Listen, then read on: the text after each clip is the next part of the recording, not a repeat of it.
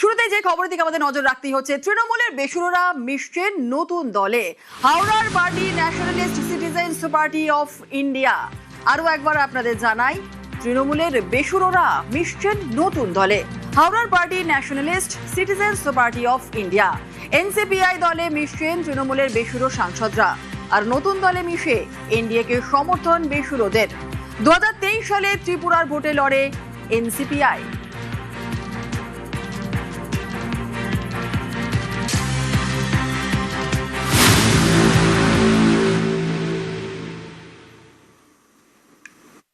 কি সিদ্ধান্ত হলো আজ? আজকে 20 জন সাংসদ মিলে স্পিকারকে সাক্ষাৎ করে আমরা আলাদা করে বসবার একটা ব্লক চাইলাম। স্পিকার মহোদয় প্রত্যেকের সই সেখানে আলাদা করে ভেরিফাই করলেন, দেখলেন এবং তিনি দিকে সন্তুষ্ট হলেন যে না, সব কাগজপত্র ঠিক আছে। আলাদা করে বসার ব্লক তিনি দেবেন এবং নতুন লোকসভা ভবনে আমাদেরকে ঘর নির্দিষ্ট তিনি করবেন, তার জন্য লিখিতভাবে স্পিকারকে চিঠি দিতে বললেন। তার আগে আমাদের যে আলোচনা হয়েছে তাতে নিয়ম অনুসারে প্রথমেই দল ভেঙে একটা জায়গায় চলে যাওয়া যায় না। তার জন্য একটা ন্যাশনালিস্ট সিটিজেন্স পার্টি বলে একটা দলের সঙ্গে যুক্ত হতে হচ্ছে, সেই নামেই জায়গাটা থাকবে। আর 20 জুলাই পার্লামেন্ট খুলবে, তখন আবার তৃণমূল কংগ্রেসের নামে আরেকটি দল আসবে। তখন আমাদের পক্ষ থেকে বলার থাকবে যে আমরাও তৃণমূল কংগ্রেস, গোনা হোক। এবং আলটিমেটলি গোটা ব্যাপারটা আদালতে গিয়ে ফয়সালা হবে। এবং যতদিন পর্যন্ত এটা থাকবে ততদিন আমার নিজের অভিজ্ঞতা বলছে জোড়াফুল প্রতীকটা সিজড হয়ে থাকতে পারে। আপনারা কি এর মধ্যেই জাতীয় নির্বাচন কমিশনেও যাবেন? এই আসল তৃণমূল বলে না, এখন যাচ্ছি না। हमारा जो एआईटीसी के सांसद थे उनमें से 20 जन हमने अलग से बैठने का चिट्ठी दिया स्पीकर साहब को, और हमारे जो सांसद हैं हम 20 अभी नेशनलिस्ट सिटीजन पार्टी के साथ हम लोग मर्ज करके एनडीए के साथ काम करेंगे। प्रधानमंत्री नरेंद्र मोदी जी के, हमारे अमित शाह जी के नेतृत्व में।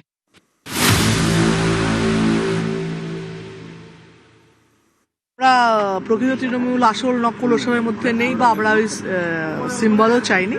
আমরা আমাদের এনসিপিআই এর সঙ্গে মার্চ করেছি, আপনাদের যে এনডিএ এর সঙ্গে কাজ করবে। আগামী দিনে নেতা কে হবেন আপনাদের দলে? ঠিক হয়েছে না? সেগুলো না, সেগুলো ঠিক হবে।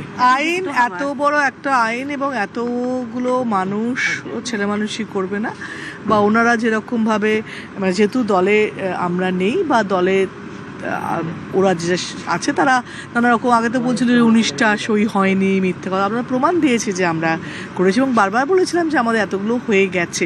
তারপরে ওরা বলছিল না, মানে সেটা তো আপনাদের কাছে সবচেয়ে বড় প্রমাণ। ওরা কি বলছে, কোনটা ঠিক হচ্ছে, বাস্তবে কি হচ্ছে, আমরা কি বলছি সেটা ঠিক হচ্ছে। আগামী দিনে আমরাই ঠিক বলবো।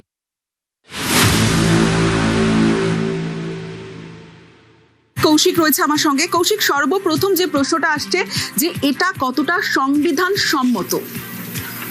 দেখো, nationalist citizen party of India NCPI এর সঙ্গে মিশছেন তৃণমূলের বিরোধী সাংসদরা। এখন সংবিধান মেনে এটা হচ্ছে কিনা এটা জানার জন্য বুঝতে হবে আগে সংবিধানে কি বলা আছে। সংবিধানে বলা আছে যে কোনো একটি রাজনৈতিক দলের এমপি বা এমএলএরা যদি 2/3 এমপি বা এমএলএ সেই দল থেকে বেরিয়ে যান, তাহলে তারা দলত্যাগ বিরোধী আইনের মধ্যে আওতায় পড়বেন না, অর্থাৎ তাদের সাংসদ বা বিধায়ক পদ খারিজ হবে না। এক্ষেত্রেও তাই হয়েছে। সংসদে তৃণমূলের 2/3 বেশি সাংসদ বেরিয়ে গেছেন।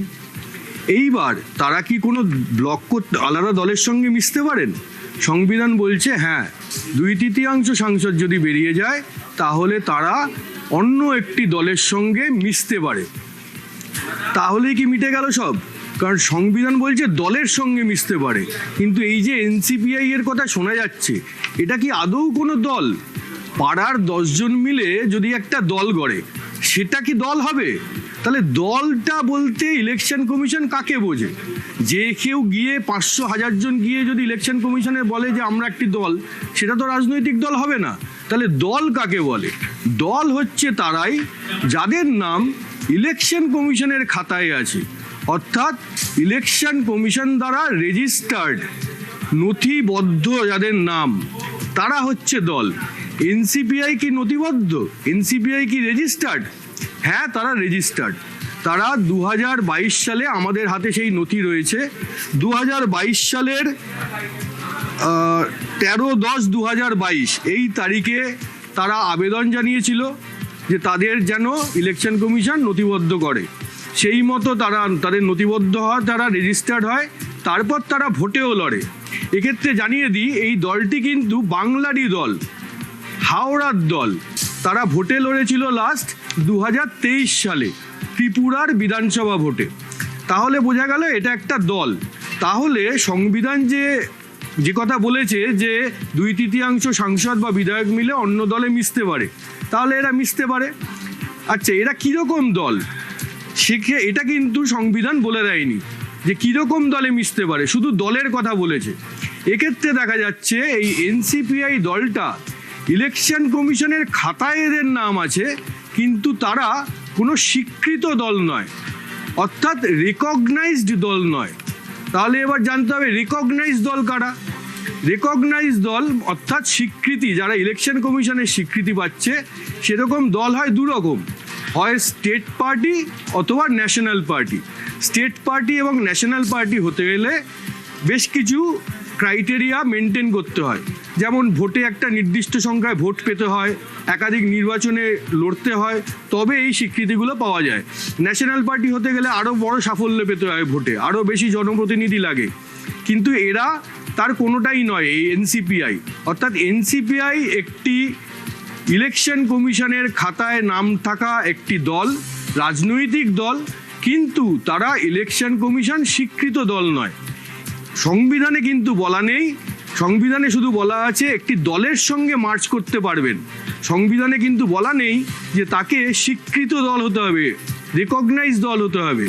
এই কারণেই সংবিধান বিশেষজ্ঞরা মনে করছেন যে এনসিপিআই এর সঙ্গে এভাবে তৃণমূলের বেসুরো সাংসদরা, যারা সংখ্যায় 2/3 বেশি, তারা মিশতেই পারেন। আমরা স্পিকারকে চিঠি দিয়েছি যে এইরকম যারা একটা আলাদা জোট যেটা করতে চাইছেন, এটা সংবিধানের বিরুদ্ধে, এটা কোনো লিগ্যাল স্ট্যান্ডিং নেই, আর এটা হতে পারে না। এটা হতে পারে না কারণ যারা লেজিসলেটর পার্টিতে আছেন, যারা লেজিসলেটর, যারা দলের রিপ্রেজেন্টেটিভ হাউসের মধ্যে, তারা স্প্লিট করে অন্য একটা পার্টি বা অন্য একটা সেপারেট গ্রুপ বানাতে পারেন না। The constitution is very clear. There is no legality in a separate group. আমরা লেটার দিয়ে দিয়েছি অলরেডি, আমাদের লেটার দিয়ে দিয়েছি।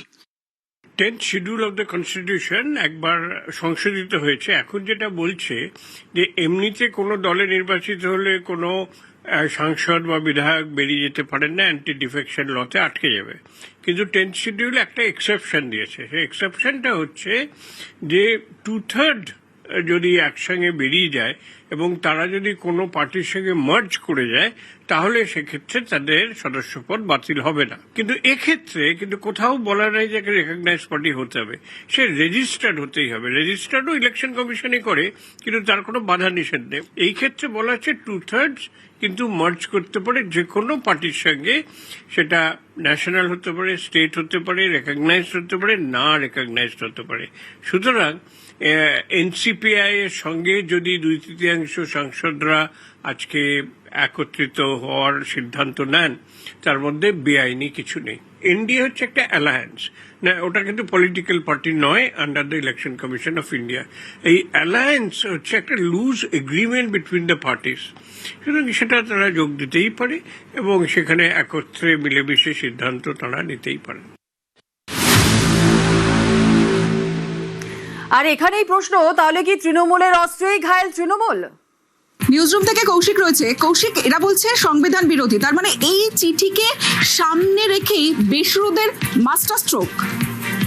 দেখো, সংবিধান বিরোধী মানে তৃণমূল যেটা বোঝাতে চাইছে, দাবি করছে যে কোনো একটি দল থেকে সেই দলের সাংসদরা বাইরে বেরিয়ে দল ছেড়ে এসে দলের বাইরে গিয়ে আলাদা একটা ব্লক করতে পারে না। মানে তৃণমূলের তো বসার একটা জায়গা রয়েছে সংসদে, সেখানে তৃণমূল সাংসদরা বসবেন। কিছু সাংসদ এটা করতে পারেন না যে তারা তৃণমূল থেকে বেরিয়ে এসে অন্য একটা জায়গায় বসবেন। এইরকমভাবে আলাদা ব্লক করা যায় না, এটা সংবিধান বিরোধী। আর সংবিধান কি বলছে? সংবিধান বলছে যে 2/3 সাংসদ বেরিয়ে অন্য দলে মিশতে পারেন। অর্থাৎ যে সংবিধান সংশোধনী যেই ধারাটা 91তম সংবিধান সংশোধনে এই কথাটা বলা হয়েছিল যে মার্চ করতে পারে 2/3 সাংসদ অন্য দলে। অর্থাৎ তৃণমূল যেটাকে হাতিয়ার করছিল যে অন্য দলে মার্চ করতে পারে, কিন্তু এরা তো মার্চ করছে না, এরা তো আলাদা ব্লক চাইছে, সুতরাং এটা সংবিধান বিরোধী। তৃণমূলের যুক্তি এটা। ঠিক সেইখানেই পাল্টা ওই একই সংশোধনীকে এবার এই বেসুরারা হাতিয়ার করলেন।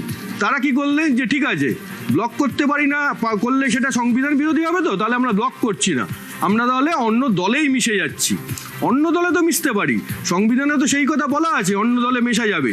সেই দলের চরিত্র কেমন হবে তাও বলা নেই, যে সেটাকে রেকগনাইজ হতেই হবে।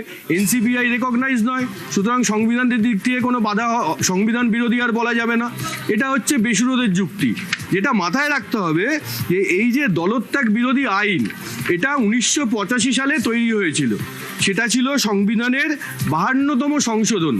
সেখানে আগে নিয়ম ছিল 1/3 জনপ্রতিনিধি যদি বেরিয়ে যান বিধানসভা বা লোকসভায়, তাহলে তারা বেরিয়ে যেতে পারেন, দলত্যাগ বিরোধী আইনে পড়বেন না। পড়লে কি হবে? দলত্যাগ বিরোধী আইনে তার বিধায়ক পদ বা সাংসদ পদ খারিজ হয়ে যাবে। তাহলে 1/3 থাকলে আর পড়বেন না। কিন্তু তারপর সেটা সংশোধন হয় 2003 সালে। সেইটাই হচ্ছে 91তম সংশোধনী। সেই সংশোধনীকে প্রথমে হাতিয়ার করার চেষ্টা করছিল তৃণমূল। তারা বলছিল এই সংশোধনীতে তো কোথাও বলা নেই যে আলাদা ব্লক করা যাবে। সেইটাকে তখন পাল্টা এর চাল দিল এবার বেসুরো সাংসদরা। তারা বলছেন যে আমরা তো আলাদা ব্লক করছি না, আমরা তো আলাদা দলের সঙ্গে মিশে যাচ্ছি, এবং সেই দলের সঙ্গে মিশে যাওয়ার কথা তো সংবিধানে বলা আছে, তাহলে এবার তো আর সংবিধান বিরোধী বলা যাবে না। এইখানে দাঁড়িয়ে এখন পরিস্থিতি। ওরা যা ভালো বোঝে সেটা করুক, সেখানে আমার কোনো প্রতিক্রিয়া নেই। আমার প্রতিক্রিয়া হচ্ছে তৃণমূল দলটা ভেঙে গেল, তৃণমূলটা উঠে যাওয়ায় আমি চেয়েছিলাম, আমি আজও চাই তৃণমূল দল থাকাই উচিত নয় সমাজের স্বার্থে এবং পশ্চিমবাংলার স্বার্থে। তাহলে আমি জানি না ওরা ব্লক করবে না কি করবে না, কার সঙ্গে যাবে না। এটা ঘটনা যে মমতা ব্যানার্জিকে ছেড়েছে সবাই। আমি এটাতে যার পর নাই আমি আনন্দিত, আমি খুশি।